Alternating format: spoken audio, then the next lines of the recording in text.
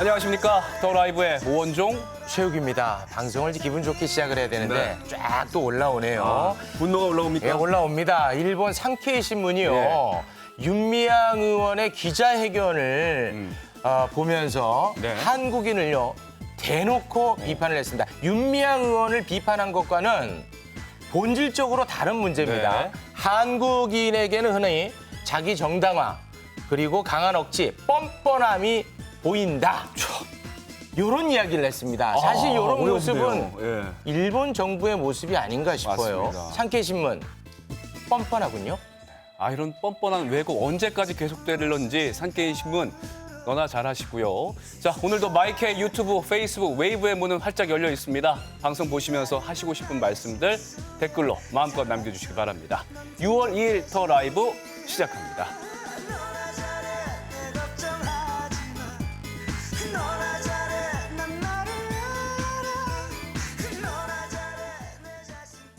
네, 먼저 오늘 하루 가장 뜨거웠던 이슈를 전하는 이슈 더 이슈 시간입니다. 오늘 이명선 기자가 개인적인 사정으로 자리를 비우게 돼서 미디어 오늘의 금준경 기자와 함께 하도록 하겠습니다. 안녕하십니까? 네, 안녕하세요. 네, 반갑습니다. 오늘만 이명선 기자 대신해서 나온 거니까 너무 열심히 하면 또 자리를 뺏는 탐욕스러운 기자처럼 보일 수 있습니다. 네, 알겠습니다. 천천히 담백하게 부탁드리겠습니다. 네. 그 미디어 오늘에서 나오셨죠? 네, 맞습니다. 미디어 비평지 아니겠습니까? 맞습니다. 우리 더 라이브 저널리즘 관점에서 평가 부탁드립니다. 이제 시사 프로그램이 사회적으로 중요하다는 건 뭐 당연히 의미를 굳이 설명 안 드려도 될 것 같은데요. 네. 근데 대부분 접하시는 신문 기사 같은 경우에는 전날 그 이슈를 보지 않으면 다음날 기사를 봤을 때 앞뒤 맥락을 이해하기 힘든 경우가 많잖아요. 네. 근데 더 라이브 같은 경우에는 대중적으로 접근할 수 있게 아. 이슈를 쉽게 설명하면서도 좀 전반적인 맥락을 해설해주는 기능이 좀 뛰어나다고 고맙습니다. 판단할 수 있을 것 쉽다는 같습니다. 게 장점이죠. 어렵게 할 능력도 못 됩니다. 네. 더욱 열심히 아이고, 하겠습니다. 고맙습니다. 자, 그러면 먼저 코로나19 네. 국내 현황부터 살펴보죠. 네, 오늘 0시 기준으로 코로나19 신규 확진자가 38명입니다. 누적 확진자 수는 11,541명이고요. 24명이 추가로 격리 해제가 돼서 누적 완치자 수는 1,446명입니다. 그리고 안타깝게도 한 분의 사망자가 발생을 했습니다. 네, 이 수도권 확산세가 걱정입니다. 이번 신규 확진자 대부분이 수도권에서 나오고 있잖아요. 맞습니다. 신규 확진자 38명 중에서 37명이 수도권에서 발생을 했는데요. 인천의 소규모 개척교회에서 관련 확진자가 속출하고 있습니다. 지난달 인천 부평구의 한 개척교회 50대 목사가 확진 판정을 받으면서 연쇄 감염이 시작됐는데요. 지난 25일 이후부터 나흘 동안 지역 개척교회 4곳에서 이분이 예배를 받습니다. 올해 인천에서 추가 확진자 5명 가운데 4명이 이 목사와 직간접적으로 접촉을 했던 분들이라고 합니다. 이 교회발 연쇄 감염은 서울에서도 이어지고 있는데요. 서대문구, 강서구, 양천구에서도 추가 감염 사례가 발생을 하고 있고요. 이 방역 당국은 개척교회 관련 확진자 수가 40명을 넘을 것으로 예상을 하고 있습니다. 네, 이 집단 감염이 이제 문제인데 네. 클럽 그리고 물류센터 이번엔 이제 종교 관련 소모임으로 이어지고 있단 말이죠. 맞습니다. 이번에 그 종교 관련 소모임만의 어떤 특징 같은 게 또 있겠죠. 기존에 논란이 됐던 이 유흥시설이나 업무 현장 같은 경우에는 비교적 젊은 분들이 많았잖아요. 네. 근데 반면 종교시설에서는 다양한 연령대의 분들이 확진되거나 노출되어 있는 게 특징이고요. 특히 노인층을 비롯해서 고위험군으로 분류할 수 있는 분들까지도 확진 혹은 감염 환경에 노출될 수밖에 없기 때문에 방역 당국에서는 더 긴장하고 있다고 합니다. 뭐 종교 시설을 비롯해서 이 종교 관련 모임을 통한 코로나19 전파가 심각한 만큼 대책 마련도 시급하지 않겠습니까? 네, 일단 정부는 수도권에서 지역 종교 시설에 대해서는 감염 위험이 낮아질 때까지는 이 성경 공부, 기도회 등 대면 모임을 멈춰달라고 요청을 한 상태고요. 이 부득이하게 현장 예배를 할 경우에는 거리 두기가 가능하도록 참석자의 수를 줄이고 또 발열과 의심 증상을 확인하고 마스크 착용을 필수로 하는 등의 조치를 내린 상태입니다. 그리고 고령자, 임신부, 만성질환자 등 고위험군에 대해서는 종교시설 이용을 자제해달라고 요구하고 있는 상태입니다. 네, 알겠습니다. 자, 그럼 이번에는 정치권으로 좀 가보겠습니다. 네. 김종인 비대위원장이 미래통합당 21대 의원들과의 첫 만남을 가졌죠? 네, 오늘 미래통합당이 오늘 오전에 21대 미래통합당 첫 의원총회를 열었는데요. 네. 아무래도 첫 의총인 만큼 김종인 비상대책위원장이 어떤 메시지를 내놓을 것인가에 대해서 좀 많이 주목을 받았습니다. 네. 김종인 비대위원장의 발언을 함께 보겠습니다. 여기에 참여하신 의원님들이 여러 가지 의견이 있는 것을 다소 불만스러운 일이 있다 하더라도 다소 과거와 같은 가치관에서 조금 떨어지는 일이 있다 할지라도 이것에 대해서 시비를 너무 거지 마시고 다들 협력을 해서 세네요. 공식적으로 처음 만나는 자리 아니겠습니까? 시비 걸지 말라. 처진사 치고는 너무 강합니다. 네, 그래서 김종인 위원장이 이런 메시지를 던진 배경을 좀 이해를 해야 될 것 같은데요. 네. 이 비대위가 꾸려진 후에 이 김종인 위원장의 지금까지 해온 말들에 대해서 예. 미래통합당 의원들이 계속 불만을 제기하고 문제를 제기해온 것들이 있거든요. 네. 그래서 어떤 메시지가 지금까지 문제가 됐는지 네. 중견극장을 통해서 네, 정리를 해보도록 네. 하겠습니다. 이게 이제 더 라이브 저널리즘이거든요. 네. 재미있게 잘 살려내야 됩니다. 네, 알겠습니다. 네, 준경 극장. 네, 먼저 김종인 위원장입니다. 지금껏 말해온 보수, 자유우파란 말을 더는 강조하면 안 된다고 생각합니다. 진보보다 더 국민의 마음을 사고 진보보다 더 앞서 나갈 것입니다. 여기에 장제원 의원은 이렇게 말했습니다. 오늘 참석도 안 했어요. 네, 맞습니다. 김종인 비상대책위원회가 보수, 나아가 자유우파란 말도 쓰지 말라고 합니다. 유사민주당, 심지어 유사정의당을 만드는 것이 우리의 지향점이 돼서는 안 됩니다. 그리고 네. 마지막으로 홍준표 의원은 요거 잘 살려야 됩니다. 네. 이분 네. 말투가 강한데. 네, 연습을 현재- 해봤는데 네. 한번 도전해 보겠습니다. 무슨 이렇게 소리군요. 말했습니다. 네. 이 좌파 이중대 흉내 내기를 개혁으로 포장해서는 이 좌파 정당의 위성 정당이 될 뿐입니다. 네, 그렇습니다. 네. 열심히 하셨습니다. 자, 여기에 더 라이브 저널리즘이라는 거 다시 한번 알려드리겠습니다. 쉽지 않죠? 네, 쉽지 않아요. 당혹스럽습니다. 이 네. 문턱을 낮춘다는 거 어려운 일입니다. 네. 아니 그런데 이 보수의 가치가 결코 나쁜 가치가 아닌데 그렇죠. 보수를 지향하는 정당에서 보수의 말을 쓰지 말라고 하니까 이거 좀 화가 날 법도 한 것 같은데요. 그렇죠. 이게 김종인 비대위원장의 방금 했던 그 말 자체도 논란이기도 하지만 사실 네. 이 충돌에 대한 맥락을 좀 살펴보려면 김종인 위원장이 내세운 정책에 대해서도 좀 봐야 되는데요. 김종인 위원장이 연일 약자와의 동행을 화두로 제시를 하면서 기본소득제를 포함한 사회 안전망을 확충하는 방안들을 이 전면 혁신 방안으로 구상을 하고 있습니다. 그리고 21대 국회에서 미래통합당의 지향점을 상징한다고 할 수 있는 1호 법안에 대해서 네. 코로나19 위기 탈출 민생 지원 패키지법을 제출했는데요. 이 법안이 어떤 내용이냐면 대학 등록금 환불 규정을 마련하고 무상급식이 중단될 경우에는 취약계층을 위해서 푸드 쿠폰을 이 지원하는 등의 한마디로 저소득층과 서민층을 향한 지원에 대한 이 대폭 지원 방안이라고 볼 수 있습니다.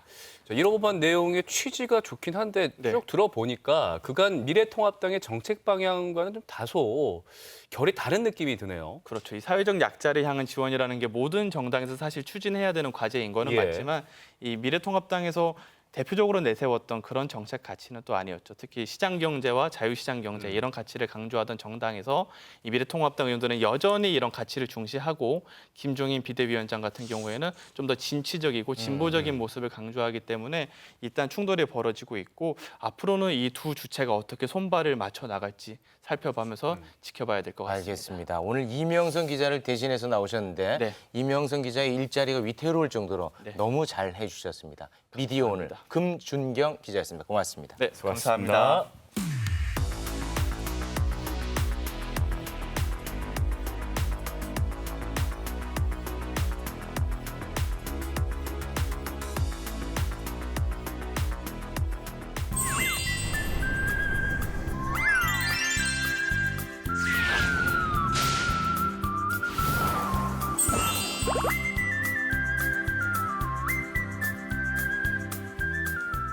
네, 지구촌 소식을 말 그대로 앉아서 보는 앉아서 세계 속으로 시간입니다. 하루 8시간 동안 외신을 읽는 권주연 아나운서 어서 오십시오. 어서 오십시오. 안녕하세요. 네. 네. 자, 어제도 소식을 전해드렸는데 미국에서 경찰의 과잉 진압 과정에서 한 흑인 시민이 숨지면서 대규모 시위가 촉발되고 있지 않습니까? 현지 영상들 좀 살펴보니까 이게 과연 2020년 미국에서 벌어질 수 있는 일인가라는 생각이 들 정도라고요. 많이 심각해요. 실망했어요. 너무 심각합니다. 네. SNS를 통해서 이 시위가 지금 전달되고 있는데요. 야간 통행 금지령이 내려질 정도로 지금 미국이 굉장히 심각하다고 볼 수 있습니다. 네. 뉴욕타임스가 말하길 1968년 흑인 해방 운동가죠. 마틴 네. 루터 킹의 그 암살 이후 지금 이렇게 최초로 심각한 사태가 일어나고 있다라고 얘기를 하고 있는데요. 사실 영국, 프랑스, 이탈리아, 지금 중국, 러시아까지 이 사태를 지지하고 있으면서 네. 같이 시위에 참여하고 있다라는 기사도 많이 접하고 있습니다. 네, 알겠습니다. 권지현 아나운서님 잠깐만 좀 기다려주시기 바라겠습니다. 미국 상황이 얼마큼 심각한지 현지를 연결해서 네. 자세한 상황을 저희가 살펴보도록 하겠습니다. 안주식 워싱턴 PD 특파원 연결되어 있습니다. 안녕하십니까? 안녕하세요. 네, 반갑습니다. 네, 저희가 이제 몇 주 만에 다시 연결을 하는데 아유 그간 머리도 더 길게 됐고 아유 좀 많이 힘들어 보이시는데 좀 괜찮으십니까? 예, 아직 미용실이 문을 안 열었습니다. 아유. 근데 요새는 몸이 힘들다기보다는 정신적으로 조금 힘든 상태인데요.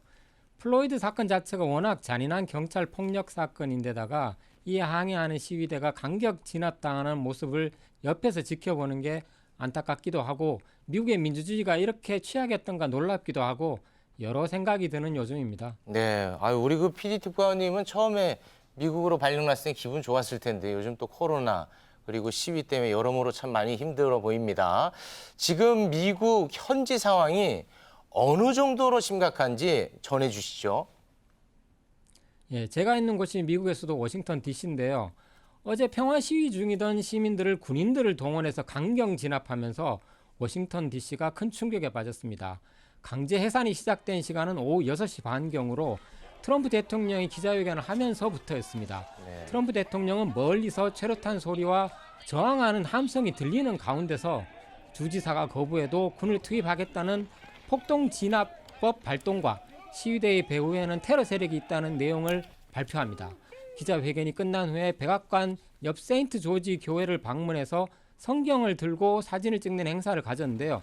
사진 찍으려고 진압했나라는 비난이 나오기도 했습니다. 네. 7시 통금이 시작된 이후에도 늦은 밤까지 진압은 이어졌고 한때 군용 헬기까지 저공 비행하며 시위대를 해산하기도 했습니다. 현재 전국적으로 140개 도시로 시위가 확산된 상태고 체포된 사람만도 4,000명이 넘었습니다. 현재까지 통금이 시작된 도시는 DC를 포함해 40개에 달합니다.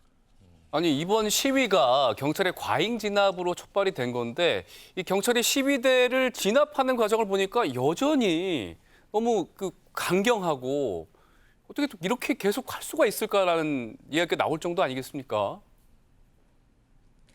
네, 지금 총기 발사로 5명까지 사망했다는 예. 보도도 나오고 있는데요. 자세한 경위는 아직 발표되지 않고 있습니다. 워싱턴주 시애틀에서는 경찰이 시위대를 체포하는 과정에서 플로이드 씨에게 했던 목누리기가 재현돼서 아찔한 상황이 벌어지기도 했습니다. 성난 군중이 항의하자 옆에 있던 경찰이 무릎을 당겨 떨어뜨렸는데요. 이 경찰은 현재 정직 처분 당했다고 합니다. 또 테이저건과 곤봉으로 폭력을 행사하거나 거세게 밀치는 등 곳곳에서 경찰의 과잉 대응이 목격되고 있는데요. 경찰 폭력에서 비롯된 시위의 취지를 무색해했습니다. 언론인들도 순환을 당하고 있습니다. CNN 흑인 기자가 현장에서 체포되는 사건도 있었고 최루탄이 조준사격 당하는 사례도 나오고 있습니다. 네, 지금 뭐 영상을 보니까 너무 좀 심각한 것 같은데 이 상황이 더 격화될까요? 앞으로 아니면 진정 국면으로 갈까요? 트럼프가 문제입니다. 어제 오늘 트럼프 대통령의 각종 트윗과 강경 진압 선언으로 시위가 다시 격화되는 양상인데요. 60년대 흑인 민권운동을 탄압하던 경찰이 썼던 표현이죠. 약탈이 시작되면 발표도 시작된다. 이런 트윗을 올린 것이나 어제 DC에서 보여주기식으로 군대를 동원한 사실은 시위를 자극할 가능성이 아주 높습니다. 전문가들은 이미 포기한 소수 인종표 대신에 자신의 강력한 지지자인 보수 백인들의 표를 결집하기 위한 선거운동이라고 분석하고 있습니다. 민권운동가들은 트럼프 대통령이 놓은 덫에 빠지지 말고 평화 시위를 해줄 것을 호소하고 있는 상황입니다. 네, 알겠습니다. 모쪼록 안전하게 잘 계시기 바라겠습니다. 늦은 시간 함께해 주셔서 대단히 고맙습니다. 고맙습니다. 감사합니다. 네, 그리고 방금 미국 상황 보여드리는 상황에서 잘못된 자막이 있었습니다. 시청자 여러분의 양해 부탁드립니다. 자, 다음은 이제 미국 현지 상황이 심상치 않아서 오늘 걸어서 앉아서 세계 속으로 미국 상황을 더 자세히 좀 전달해 드릴 텐데요. 자, 지금 사태가 뭐 앞서도 잠시 저희가 언급했지만 흑인이 경찰의 과잉 진압으로 숨지게 되면서 일어난 거 아니겠습니까? 맞습니다. 특파원이 언급하셨죠. 지난주 월요일 5월 25일 바로 미국 미네소타주에서 흑인인 플로이드 씨가 경찰 체포 도중 사망하는 사건이 네네. 발생했습니다. 사망 당시 현장 영상이 공개되었는데요. 수갑을 찬 채 엎드린 플로이드 씨의 목을 경찰이 무릎으로 9분 가까이 짓누르고 있습니다. 플로이드 씨는 괴로워요, 숨을 쉴 수 없어요 라고 호소하지만 경찰은 아랑곳하지 않고 결국에는 지금 사망에 이르렀습니다. 사건이 지금 이 영상을 통해서 처음 알려지자 경찰은 플로이드 씨를 탓했습니다.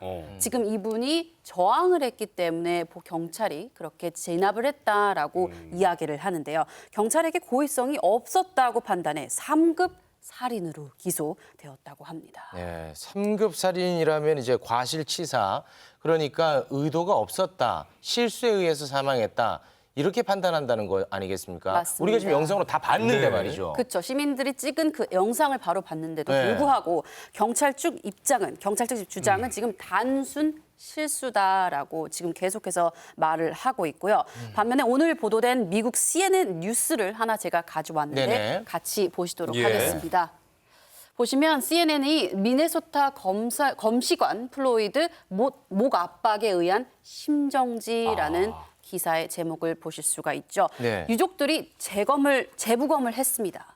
그런데 다른 기저 질환이 없었고 이는 질식에 의한 사망이었다라고 이야기를 합니다. 그리고 경찰 측에서 공개한 CCTV 영상에선 플로이드 씨는 아무런 저항을 하지 않았어요. 네. 그렇죠. 하지만 미국 언론은 이 같은 증거에도 해당 경찰이 1급 살인으로 기소되는 것이 아니라 지금 3급으로 하고 있는 자체가 네. 조금 이상하다라고 이야기를 하고 있고요. 사실 미국이 총기가 허용된 네, 나라잖아요. 그렇죠. 그래서 경찰 학교부터 때에 따라선 요기자에게 무엇을 할 수 있다? 바로 천재 발포를 할 수 있다라고 합니다. 공권력이 국가 폭력이 된 미국의 부끄러운 단면이라고 볼 수 있죠. 네, 그 무릎을 누른 그 경찰관 말고 옆에 있는 사람들도 다 공범입니다.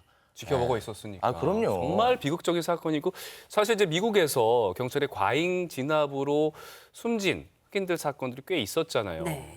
그리고 특히 더 놀라운 게 이번엔 이 사건이 있은 지 일주일 만에 대규모 시위로 미국 전역으로 번졌고 또 미국 외 다른 나라에서도 이에 동조하는, 이에 지지하는 시위들이 또 펼쳐지고 있지 않습니까? 맞습니다. 왜 이렇게 이번 일이 커지게 된 걸까요? 그만큼 뭔가 쌓여왔다는 예. 거겠죠. 그렇죠. 좋은 지적입니다. 네. 다양한 이유가 있어요. 또 복합적인 이유가 있는데 가장 근본적인 이유는 뭐냐? 이 영상을 통해서 한번 확인해 보실게요. 시위대는 물론 경찰들까지 모두가 약속한 듯 한쪽 무릎 꿇기 행위를 하고 있습니다. 네. 미국에서 초등학생들도 이 행위를 다 알고 있어요. 트럼프 빼고 지금 다 알고 있다는 소문도 있습니다. 2016년 미국 프로 미식 축구 콜린랜드 캐피닉이 처음 이 행위를 시작을 했는데요. 사실 많은 헐리우드 스타들, 대기업 총수들조차 지금 네. 이런 인종주의 차별 시위에 지금 참여를 하고 있는데요. 팬들도 지금 K-팝 팬들도 참여를 하고 있습니다. 어떻게 하냐? 바로 해시태그를 통해서 같이 참여를 하고 있습니다. 네. 근데 미국에서도 대기업 총수라는 단어를 씁니까? 네, 대기업 일하시는 분, 최고 경영자들. 네. 알겠습니다. 이런 상황에서 이제 또 문제가 되는 것이 아까도 계속 이야기가 나오고 있습니다만 트럼프 대통령이 이걸 이제 좀 진정하는 역할을 하는 것이 아니라 기름을 붓고 있지 않습니까? 그쵸. 이게 문제 아니겠습니까? 바로 테러라는 단어를 사용하지 않았습니까? 네. 테러라는 미국 대통령이 좋아하는 단어가 두 번째, 첫 번째로는 트윗이고 두 번째는 테러라는 네. 소문도 있습니다. 네. 이게 가장 순화된 표현이라고도 하죠. 그리고 실제로는 욕설도 서슴지 않고 말을 했는데요. 주지사들을 향해서 얼간이들이다. 너네는 일을 하지 않으면 얼간이들이다라고 얘기를 했는데 트럼프 대통령의 주장은 이렇습니다. 트럼프 정부를 공격하려는 급진 좌파 세력이 배후에서 조정하고 있다. 이렇게 이야기를 하고 있습니다. 네. 그 트윗 같이 한번 보시도록 하겠습니다. 네. 미국은 안티파를 테러리스트 조직으로 지정할 것이다라고 이야기를 했습니다. 아, 트럼프는 뭔가 배우가 있다. 그 배우가 안티파다 바로 이렇게 주장하고 있는 안티파 건데. 네, 맞습니다. 그러니까 여기 지금 미국 전역에서 일어나고 있는 이 시위가 일부 극렬 세력에 의한 것이다. 뭔가 축소하려는 의도인 거 아니겠습니까? 하지만 뭐 여기가 현장 영상을 보면은 뭐 많은 시민들 사이에서 일어나고 있는 일이고 당연히 미국 언론에서는 이에 대해서 좀 비판적인 반응을 보였겠죠. 네, 그렇습니다. 말도 안 된다 이렇게 이야기를 하고 있는데요. 오늘 보도된 워싱턴 포스트를 한번 같이 또 보시도록 네. 할게요. 네. 안티파가 문제가 아니다. 트럼프는 경찰 폭력 사태에서 시민들의 눈을 돌리려 하고 있다라고 이야기합니다. 안티파는 전체주의에 저항한다는 이념의 조직입니다. 조직원이 5명에서 15명밖에 안 됩니다. 생각해 보세요. 가위손도 아니고 15명이 어떻게 미국 전역의 시위를 이끌 것인가 라는 의문이 근거가 생깁니다. 부족해 보이네요. 맞습니다. 네. 지금 뭐 미국 전역에서 시위가 일어나고 있는데 뭐 대부분은 평화 시위를 지지하지만 실제로 또 좀 폭력 시위가 있잖아요. 그 약탈도 일어나고 있고 이런 상황은 뭐 어찌됐든 간에 문제가 아닌가 싶어요. 맞습니다. 네. 한인타운에서도 네. 22곳이 지금 우리 약탈을 교민들도 많이 피해를 네. 입고 있고. 맞습니다. 폭력은 정당화될 수는 없는 부분이니까. 네. 정당화될 수 없는 거죠. 언론에 보도되는 것처럼 상점을 약탈하고 또 방어하고 폭력을 예. 휘두르는 무리도 분명히 존재합니다. 하지만 그 모습이 이번 시위의 전부는 아니에요. 네. 인종에 상관없이 미국의 많은 시민들이 모여 평화 시위를 벌이고 있습니다. 언론의 큰 주목을 받지 못한 평화 시위의 현장들을 한번 모아봤습니다. 네, 시위대가 가게를 둘러싸고 있습니다. 약탈을 하려고 하는 걸까요? 아닙니다. 오히려 약탈하지 말라 이렇게 호소하며 스스로 인간띠를 둘러 가게를 보호하고 있습니다. 약탈. 한 흑인 소년이 무릎을 꿇습니다. 네. 백인 소녀가 그 앞을 막아서 경찰로부터 소년을 보호하기 위해 자기 몸을 던지고 있습니다. 감동적인 모습입니다. 맞습니다. 이런 일도 있었죠. 시위에 참여한 한 백인 남성이 흑인 시위 참가자를 위해 이런 문구를 티셔츠에 썼습니다. 그리고 시위대를 향해 한 백발 남성이 걸어가고 있습니다. 보이시죠? 바로 경찰입니다. 가운데 보이시죠? 그리고 또 다른 경찰도 시위대 속으로 다가서는데 이렇게 시위대의 뜻을 지지하고 함께하는 경찰들이 있다는 거 확인할 수 있습니다. 정말 따뜻하죠? 시위대 속으로 들어갔네요. 실제. 맞습니다. 경찰도 경찰이기 전에 시민이니까요. 그렇죠. 지금 열광하는 시위대 한복판에 경찰이 있죠. 위로하고 격려하고 있습니다. 이렇게 폭력 시위를 벌이는 시위대가 시위대 전부의 모습이 아닌 것처럼 과잉 진압을 하는 경찰들이 미국 경찰 전부의 모습이 아닙니다. 네. 인종차별 문제의 심각성에 공감하고 시위대가 함께하려는 경찰들도 있다는 사실 알아주시기 바랍니다. 네. 사실 저희가 미국 문제다 보니까 한국에서 접할 수 있는 소식은 좀 제한적이잖아요. 외신을 보지 않는 한 뭐 앞서 봤던 뭐 폭력적인 모습, 뭐 시위가 격화되는 모습 정도만 접할 수 있는데 어떤 평화적인 모습, 그 다른 이면도 살펴볼 수가 있었습니다. 맞습니다. 권지원 아나운서는 이제 외신을 많이 보시니까 네. 외신을 보면서 어떤 소외를 좀 느끼셨어요? 먼저 이 평화 시위 한번 말씀드리고 싶은 예. 게 이렇게 약탈을 하고 나서 어떠한 부류들은 약탈하는 현장을 청소하는 영상을 보았는데 아. 굉장히 따뜻했고요. 네. 그리고 지금 우리나라에서도 지금 언론에서 보도되는데 트럼프 대통령이 한 1시간 정도 백악관 벙커에 들어가 있었다라는 기사가 있었습니다. 피신했다. 피신했다. 그 피신하는 이유는 아직 정확하게 나와 있지는 않은데 이제는 피신하지 말고 사회적 통합을 위해서 같이 한번 일해보자. 라는 메시지를 남기고 싶습니다. 네, 알겠습니다. 무엇보다 우리 교민들 피해 소식이 좀 들려오고 있던데 더 이상의 좀 피해는 없었으면 좋겠네요. 네, 지금까지 함께해 주신 권주연 아나운서 고맙습니다. 감사합니다.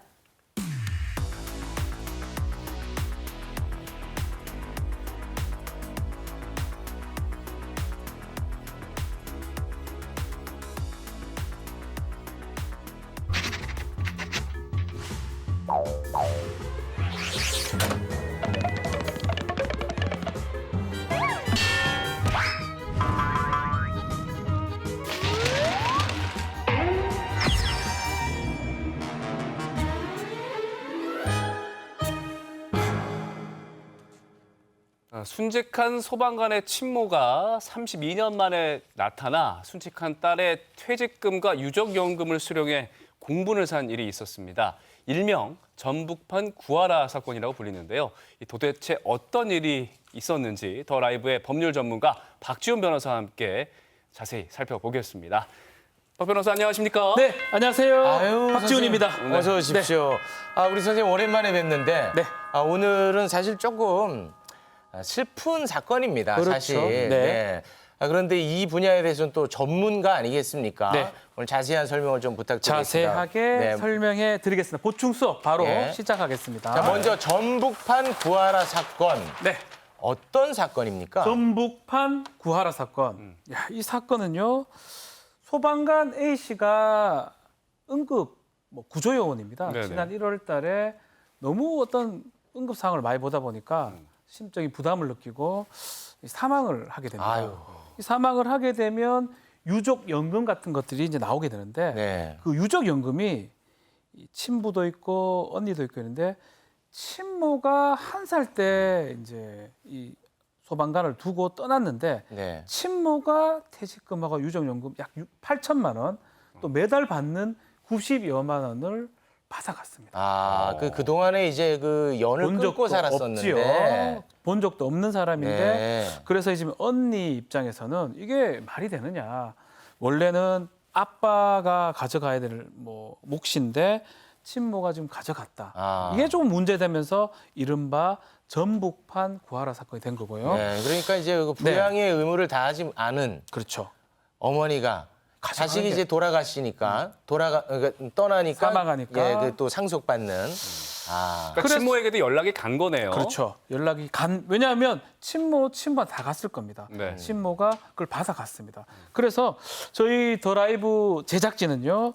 순직 소방관 이 A 씨의 언니의 얘기를 직접 한번 들어봤습니다. 네. 한번 들어보죠. 몇백 건이 넘는 출동을 해서 어려운 사람들을 구하고 그걸로 인해서 순직 인정을 받았는데 어디에 안치돼 있는지조차도 묻지 않았고요. 왜 그렇게 됐는지도 저에게 묻지 않았어요. 자식을 사랑하면은 엄마가 그렇게 안 하죠. 그 사람은 자식을 자기가 낳아서 당연히 받아야 된다는 듯이 그렇게 나라 법 안에서 보호를 받고 나라는 보호를 해주는 건지 저는 정말 이해를 할 수가 없어요. 저희 같은 피해자는 정말 없어야 돼요. 그런 뻔뻔한 생모는 정말 벌을 받아야지 혜택을 받으면 안 돼요. 네, 그 고인의 언니의 언니입니다, 목소리였습니다. 언니 목소리인데 언니 말에 따르면 혹시나 예, 예. 만약에 친부가 돌아가시거나 사망을 한다면 이 친부 몫까지 친모가 가져갈 수 있다. 이렇게 얘기까지 지금 하고 있는 네, 상황입니다. 무엇보다도 일단 이 상황이 굉장히 좀 안타깝고 가슴이 아픕니다. 어떻게 보면 자, 가족 간에서 이런 일이 벌어진 거니까. 네, 그렇죠. 전북판 구하라 사건이라고 우리가 지금 이야기하고 있는데 어떤 의미에서 구하라 사건하고 비슷한지 그걸 좀 짚어주시죠. 네, 유사합니다. 네. 구하라 씨 지난해 11월 달에 사망을 했습니다. 사망한 다음에 상속 재산을 친모가 요구를 했는데요. 이 친모 역시 9살 때 가출해서 구하라 씨하고 거의 연이 끊어진 그런 친모인데 이 구하라 씨가 갖고 있는 상속 재산 중에 부동산이 있었는데 네. 부동산 매각 대금의 절반을 내 몫이니까 달라라고 요청을 했고요.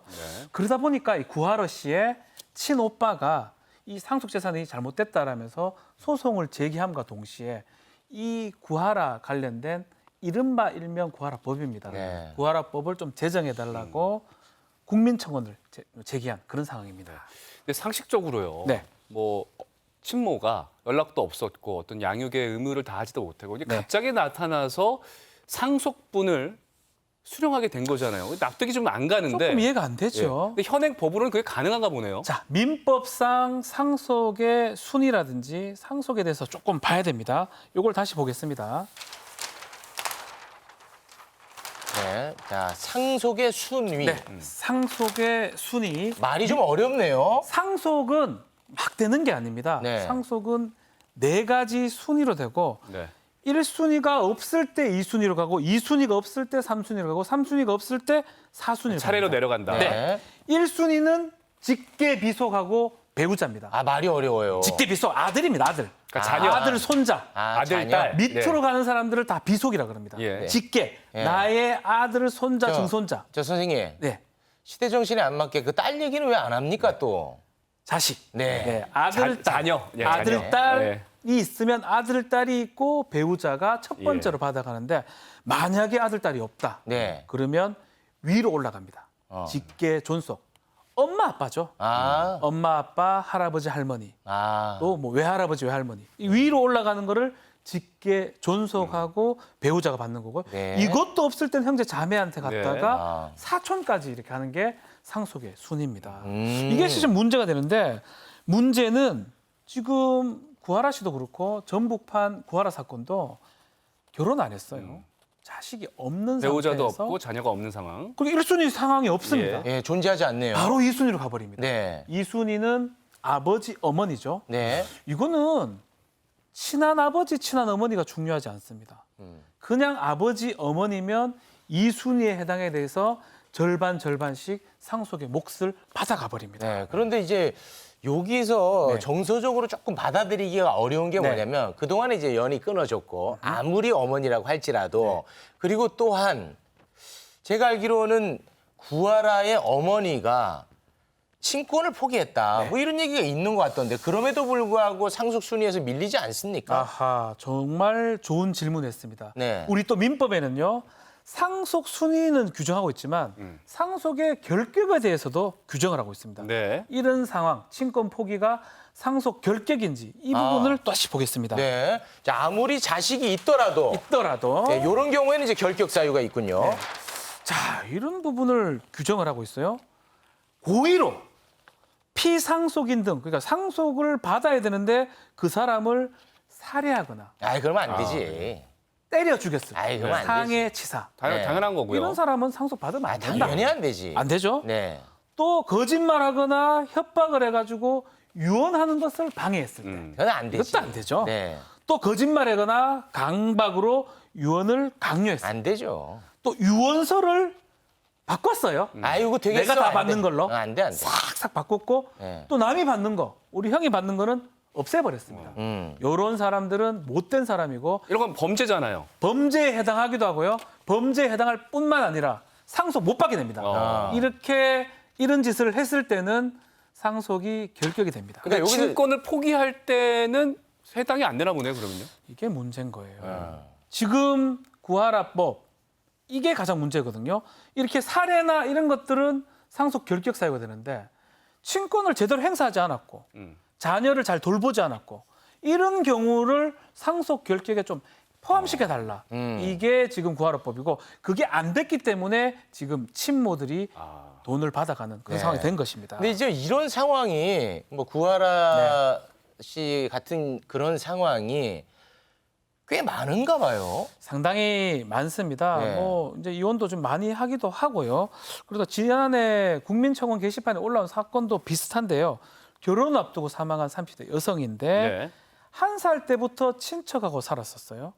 혼주도 고모부 이름을 했는데 갑자기 아버지가 친모가 나타나가지고 사망 보험금을 가져간 예. 그런 사례도 있었고. 또 비슷한 사례도 있어요. 천안함 사건 때 사망했던 군인 상사인데 이것도 마찬가지로 친모가 27년 만에 나타나서 그 보험 관련된 절반 1억 5천을 몰래 가져갔던 적이 있습니다. 그러니까 이런 사례가 또 계속 나오고 또 이제 구하라 그렇죠. 씨 사건을 계기로 해서 관련해서 이제 입법 청원도 있었다면서요. 문제가 지금 있잖아요. 예. 결국은 뭔가 상식에 맞지 않습니다. 과연 어머니가 아니고 아버지가 아닌데 돌보지 않았는데 상속금을 받아가는 게 맞느냐. 그게 문제가 되다 보니까 청원들이 계속 올라가고요. 예. 그 청원 내용을 좀 보겠습니다. 네.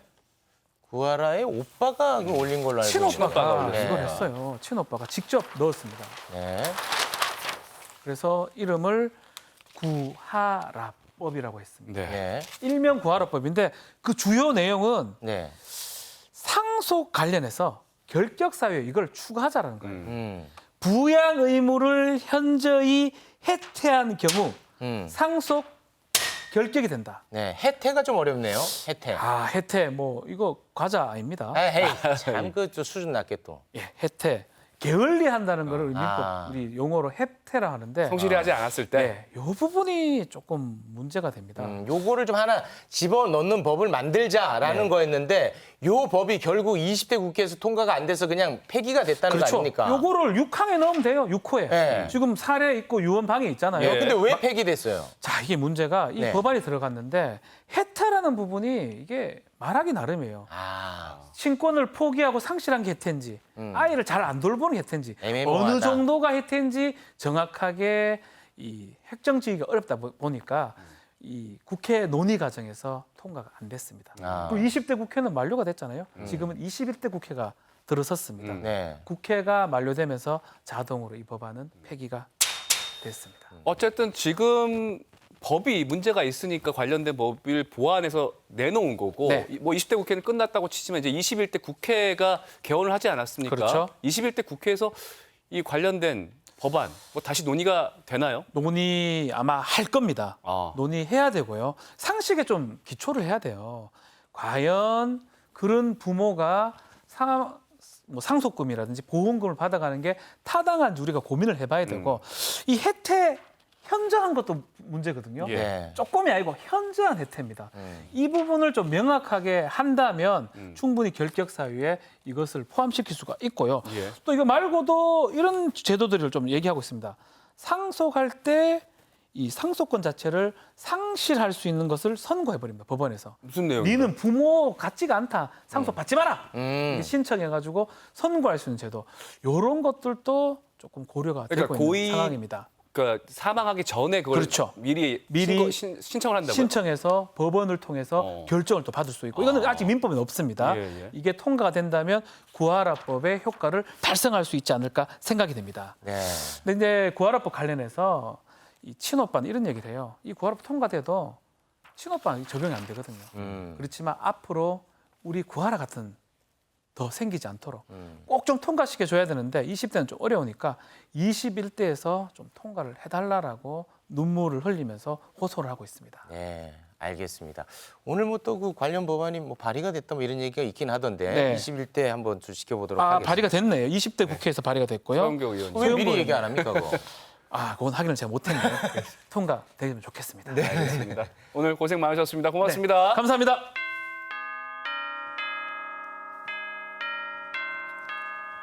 네, 오늘 준비한 소식 여기까지고요. 편안한 밤 보내시기 바랍니다. 오늘도 내일도 더 더 라이브. 라이브.